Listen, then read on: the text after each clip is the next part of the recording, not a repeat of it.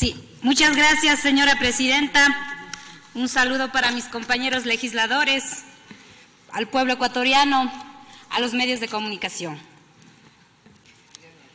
Está comprobada que la dirección económica de un país responde a la orientación política que tiene cada grupo gobernante. Es la ideología del hombre la que maneja, dirige y encamina la vida económica de un pueblo. Pero todos los grupos gobernantes, sin distinción alguna, siempre pregonan defender los intereses populares. Siempre pregonan anteponer el bien común a sus intereses personales. Puro discurso político al momento de pedir los votos. Esto ha hecho que se vayan convirtiendo en sofismas para engañar al agricultor, al campesino, al artesano, al ama de casa, al pequeño productor agrícola, ganadero y a los sectores más pobres. Para analizar el presente proyecto de ley enviado por el Ejecutivo como económico urgente y que se llama Proyecto de Ley Orgánica para el Fomento Productivo, Atracción de Inversiones, Generación de Empleo y Estabilidad y Equilibrio Fiscal, de las cuales no veo que se plasme en este proyecto de ley, porque si revisamos todo el texto de este proyecto de ley, a lo único que se refiere son a las remisiones a las grandes empresas y a reformar los diferentes cuerpos normativos. Por motivo de tiempo, solamente quiero hacer referencia a 3 cuerpos legales que se están reformando en este cuerpo, en esta reforma y en este proyecto. Me referiré al Código Orgánico Monetario y Financiero, al Código Orgánico de Planificación y Finanzas Públicas y a la Ley Orgánica para la Defensa de los Derechos Laborales. En referencia al Código Orgánico Monetario y Financiero, dice que se eliminan los numerales 5 y 7 del artículo 36. Esto tiene que ver con las funciones del Banco Central. En estos numerales, dice textualmente en el numeral 5, las funciones del Banco Central: adquirir títulos y obligaciones emitidas por el ente rector de las finanzas públicas de conformidad con las regulaciones de la Junta y efectuar operaciones de redescuento con las entidades del sistema financiero nacional que cumplan con los requisitos que determinen este código y la Junta de Política y Regulación Monetaria y Financiera. Con esta propuesta le quita la posibilidad al Estado ecuatoriano de buscar toda línea de financiamiento público desde el Banco Central a través de los denominados CETES, bonos o papeles, para generar liquidez y dinamizar la economía general. Con esta eliminación, el Estado se verá obligado a someterse al financiamiento y condicionamiento de las multinacionales y bancos extranjeros o bancos privados. Otra de las reformas del Código Monetario y Financiero es que se sustituye el artículo 169 que se refiere a las personas con propiedad patrimonial con influencia.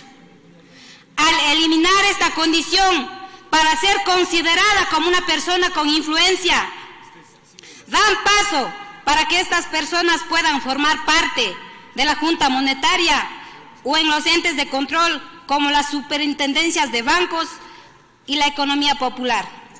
Actualmente estas personas no pueden formar parte de estas entidades porque tienen conflictos de intereses, por supuesto.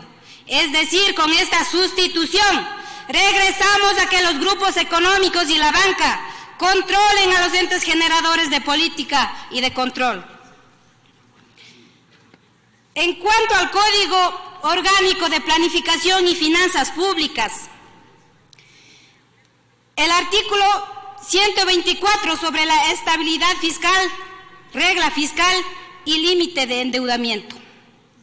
La programación fiscal, dice, contendrá las siguientes reglas: Regla 1 de sostenibilidad a largo plazo, en sus numerales A y B. El numeral A: no se permitirá aprobar el presupuesto general del Estado en el cual el resultado primario arroje un déficit. Aquí se juega todo. El déficit primario se refiere a los gastos en personal y a los gastos en bienes y servicios de consumo. En el literal B, el saldo de la deuda pública total no podrá superar el equivalente al 40% del Producto Interno Bruto. Esto dice lo mismo que ya dice la ley anterior.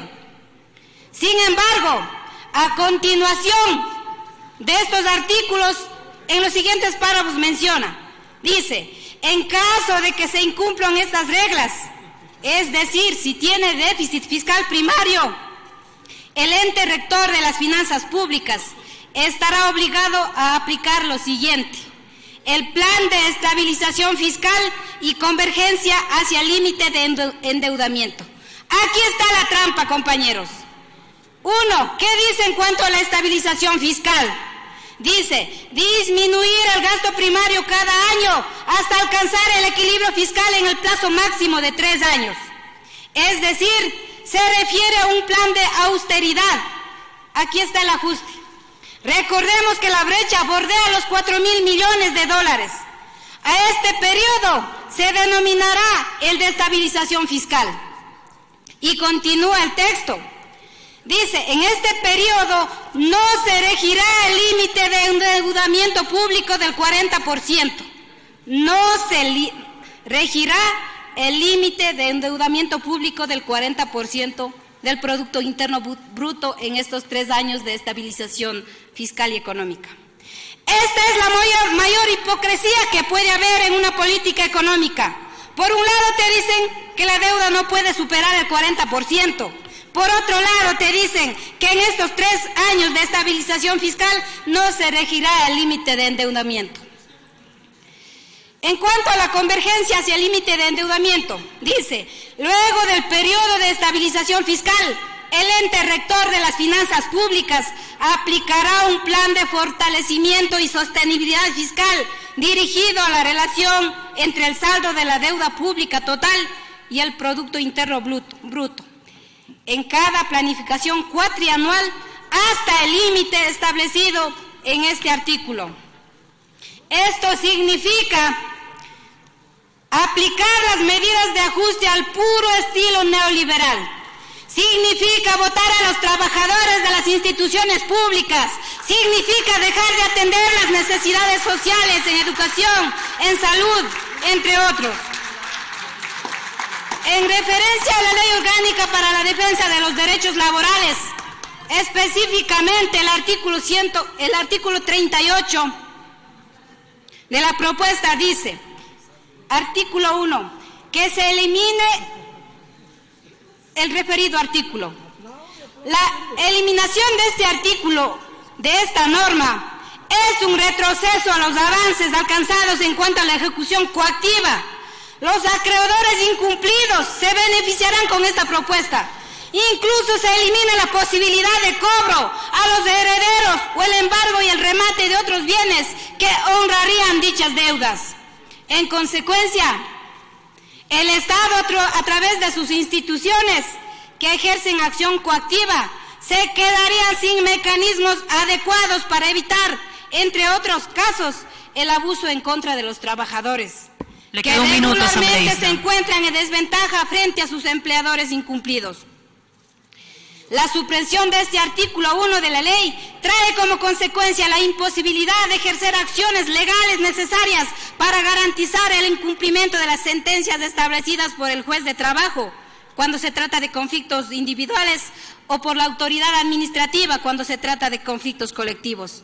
Esto se traducirá en la existencia de sentencias no ejecutadas y por ende el no cumplimiento de las obligaciones laborales. Es una vergüenza que el SRI no haya exigido el pago a los grandes deudores, pero sí haya exigido el pago de los impuestos a las pequeñas tiendas de los barrios, a los pequeños centros comerciales, mientras que la gran empresa que tiene que pagar millones de dólares no se lo cobre a tiempo. Si se aprueba este proyecto de ley, Solo los grupos económicos petroleros se beneficiarán con 1.469 millones de dólares.